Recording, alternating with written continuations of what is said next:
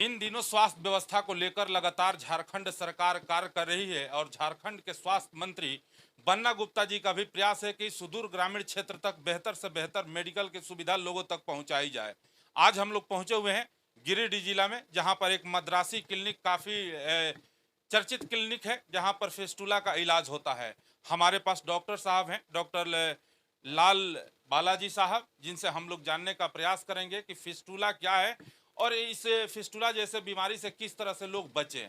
Doctor साहब, hello doctor कार्यक्रम में आपका बहुत बहुत स्वागत है।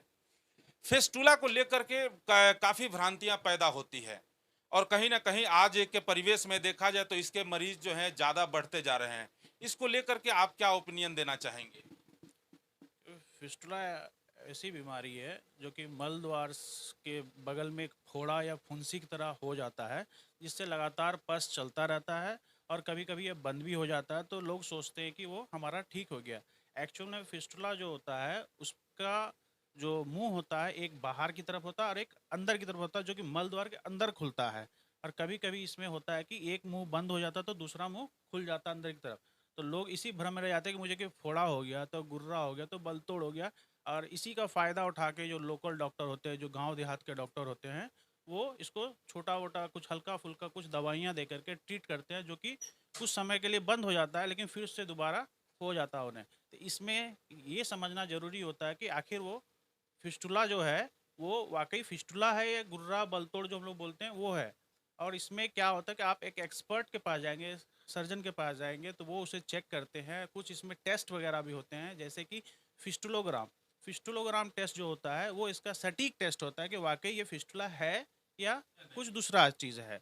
तो फिस्टुला जो होता है वो रातों रात या 2 दिन 4 दिन 5 दिन में नहीं होता है। एक्चुअल में होता है क्या है कि कुछ इन्फेक्शन हो जाता है, गुर्रा बलतोड़ जैसा वगैरह होता है, तो उसको अगर सही समय पे ट्रीटमेंट नहीं होने की वजह से या ठीक तरीके से ट्रीटमेंट नहीं होने की वजह से वो फिर अंदर अंदर ही वो एक रूट बना लेता है, जो कि चैनल की तरह, रूट पाइपलाइन की तरह जो बन जाता है, वो आगे जाके मल द्वार के अंदर जाके प्रवेश कर जाता है और प्रॉब्लम क्रिएट करता है। और इसका जो इलाज भी होता है बहुत एक एक्सपर्ट तरीके से करने से ही ठीक होता है, और ऊपर ऊपर कर देने से फिर दोबारा भविष्य में फिर से हो जाता है।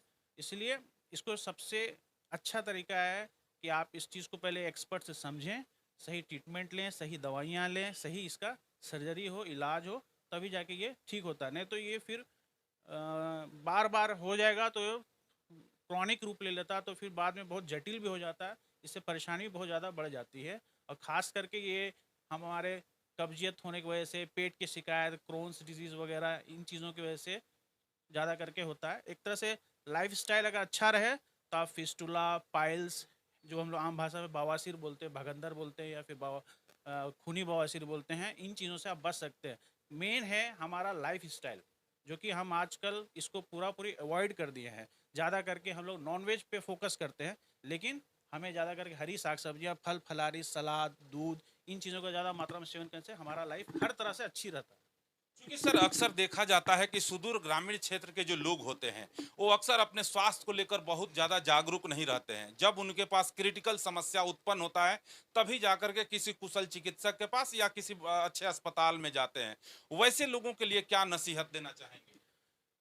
वैसे लोगों के लिए सबसे पहला ये है कि अगर आपको जब कहीं भी कोई भी प्रॉब्लम अगर होती है, किसी भी तरह की प्रॉब्लम होती है, तो आप सबसे पहले आपके नज़दीक के जो सरकारी संस्था जो बड़े, पहले वहाँ पर आप जाएं। आप लोकली जो डॉक्टर होते हैं, क्वैक हुआ या कोई भी हुआ, या मेडिकल दवा दुकान से कुछ भी दवा खरीदते हो, ये कभी भी ना करें।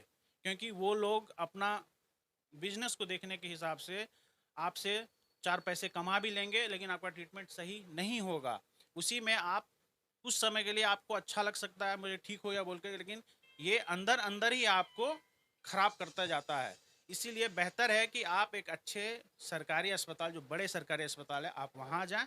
वहाँ जाने के बाद जो वहाँ के जो चिकित्सक होंगे वो देखेंगे, समझेंगे। उसके बाद फिर आपको वो एक अच्छे संस्था में भेज सकते हैं। हायर रेफरल सेंटर जो बोलते हैं, वहाँ भेज सकते हैं। तब वहाँ आप इलाज करा सकते हैं, जो कि एक सरकारी व्यवस्था के थ्रू हो सकता है। अगर आप सक्षम है कुछ पैसे खर्चा करने के लिए, तो आप पहले पता करें कि मुझे फलाना जगह की बीमारी अगर है तो इसके लिए कुशल डॉक्टर या फिर कुशल हॉस्पिटल कहाँ पर जाने से मुझे अच्छे रहेगा करके आप उस तरफ पता करके तब आप जाएं, तब आपको इसमें सही गाइडेंस मिलेगा और सही तरीके से इलाज हो पाएगा। क्योंकि सर अक्सर देखा जाता है हम लोग सुदूर ग्रामीण क्षेत्र से लेकर शहरी क्षेत्र तक जाते हैं। अभी एक हमारा जो अभियान चल रहा है हेलो डॉक्टर के माध्यम से हम लोग लोगों तक पहुंच रहे हैं, कई अस्पतालों तक जाने का मौका मिलता है। वर्तमान व्यवस्था में ये देखा जा रहा है कि मेडिकल के प्रोफेशन में जिस तरह से कमर्शलाइजेशन काफी हावी होते जा रहा है, डॉक्टर को एक गॉड के रूप में देखा जाता है। तो क्या ये मेडिकल के प्रोफेशन में सर जो बड़े-बड़े अस्पताल खुल रहे हैं, बड़े-बड़े नर्सिंग होम खुल रहे हैं, जहाँ पर बड़े-बड़े डॉक्टरों का नेम प्लेट भी लगा रहता है, लेकिन वो वहाँ पर वो डॉक्टर सेवा देते नहीं हैं। तो मेडिकल के प्रोफेशन में सर जो अभी ट्रीटमेंट चल रहा है, अनुभव के आधार पर, इसको लेकर के आप क्या कहना चाहेंगे? कि आज के डेट में मेडिकल क्षेत्र में जो कॉमर्शलाइजेशन जिस तरह से हावी हो रहा है, पहली बात तो कि मेडिकल क्षेत्र में कॉमर्शलाइजेशन हावी होना नहीं चाहिए। इस पे ध्यान देना ज़रूरी है। और इसमें जो सेवा दी जाती है, ये एक डॉक्टर और पेशेंट की जो रिलेशन होता है, इसमें मतलब कस्टमर वाला रिलेशन नहीं होना चाहिए। ये एक सेवा भाव के थ्रू होना चाहिए, क्योंकि वो भी इंसान है, वो किसी बीमारी से ग्रसित है, तो उसको भी हमें ठीक करना चाहिए सेवा भाव के जैसा। और जहाँ तक हो सके उसको जितना कम से कम और जितना बेस्ट से बेस्ट सर्विस, जितने अच्छे तरीके से हम इसको इलाज कर सकते हैं, हमें वैसे करना चाहिए। और दूसरी बात है कि इसमें क्या है कि हाँ, बड़ी-बड़ी दवा कंपनियाँ, बड़े-बड़े अस्पताल इसको बिज़नेस के रूप में लेकर के बहुत अलग तरीके से इसको ट्रेडिंग बिज़नेस की तरह, मतलब हर तरह से बरगला के पैसे लिए जाते हैं। ये नहीं होना चाहिए। और इसमें मैं ख़ास करके ये कहूँगा कि सबसे पहले तो जो ट्रीटमेंट करने वाले डॉक्टर है, उनका अपना क्या सोच है, अपना क्या व्यक्तित्व है, उनका क्या सेवा भाव है, ये ज़्यादा ज़रूरी होता है। क्योंकि आपको तो बोलने वाले, बरगलाने वाले बहुत सारे लोग मिलेंगे, बहुत तरह की बात है।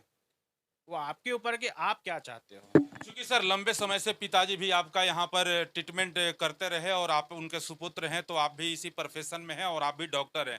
खास करके आपके इस अस्पताल तक और आपके क्लिनिक तक फेस्टुला, जिसे हम लोग देहाती भाषा में बवासीर कहते हैं, उसका ट्रीटमेंट आपके यहाँ प्रॉपर होता है। हम लोग आपसे ये जानना चाहेंगे या जो हमारे व्यूवर्स हैं जो इस खबर को देखेंगे, उनको आपके तरफ से क्या सजेशन होगा खान पान को लेकर के, या इस बीमारी से बचने के लिए किन किन चीजों का विशेष ख्याल होना चाहिए? सबसे पहले तो कोई भी बीमारी हो, सिर्फ पाइल्स बोल के, फिस्टुला बोल के नहीं है। आपका जो खान-पान है, आपका जो रहन-सहन है, आपका जो टाइमिंग है हर चीज़ करने का, आप उसको पहले सुधारिए, सेट कीजिए। तभी जाके आपको कोई भी बीमारी इतनी आसानी से नहीं पकड़ेगी। क्योंकि एक डिसिप्लिन माँगता है, हर चीज़ में एक डिसिप्लिन, एक कंट्रोल बोला जाता है, उसका होना बहुत ज़रूरी है। ख़ास करके खान-पान पे आप तो हरी साग-सब्जियाँ, फल-फलारी, सलाद, दूध, इनकी मात्रा को ज़्यादा मात्रा में रखें, पानी, ये सब ज़्यादा मात्रा में इस्तेमाल करें और टाइम से खाना खाएँ। दूसरी बात, जो जंक फूड्स हम लोग खाते हैं, सबसे बड़ा मेन फैक्टर वही है कि जो बाहर का जो सामान खाया जाता है, छना हुआ, भुना हुआ, फ्राई किया हुआ जंक फूड्स जो होते हैं, इन चीज़ों का सेवन ना करें, बचें इनसे। और हमें ये देखना है कि हम जहाँ तक हो सके हमें घर का बना हुआ खाना खाएं और टाइम से खाना खाएं। उससे क्या रहेगा कि हमें जो भी आगे चल के भविष्य में कोई भी बीमारी जो हो सकती है जल्दी, ये सब बीमारियां हमें नहीं होंगी। मधुमेह कह लीजिए, ब्लड प्रेशर कह लीजिए, पेट की शिकायत कर लीजिए, गैस की शिकायत कर लीजिए, ये सब होती कहाँ से हैं?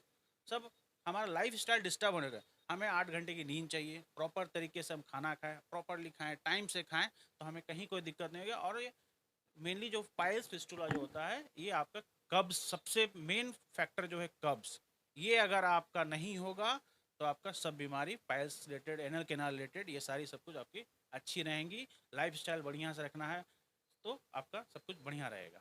निश्चित तौर पर ये थे मद्रासी क्लिनिक के डॉक्टर साहब लाल बालाजी साहब, जो कि काफ़ी बहुमूल्य सुझाव दिए। निश्चित तौर पर जो भी झारखंड या बिहार के लोग देखेंगे तो इस डॉक्टर साहब के सुझाव को अपने जीवन में उतारेंगे तो निश्चित तौर पर इस बीमारी से बचेंगे। मैं दीनदयाल तिवारी